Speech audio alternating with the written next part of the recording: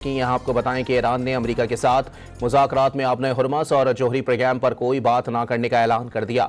पार्लिमानी सलामती कमेटी के सरबराह इब्राहिम अजीज़ी ने एक इंटरव्यू में वाज़े किया है कि अपने हुर्मस और जोहरी प्रोग्राम को कभी भी मुज़ाकरात का हिस्सा नहीं बनाएंगे।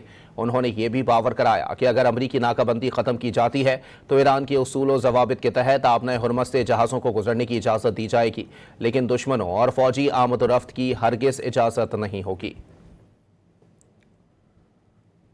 یعنی یک پایه اساسی این پیروزی های ملت بزرگ و شگفتی ساز ما ژئوپلیتیک ماست، تنگه هرمز.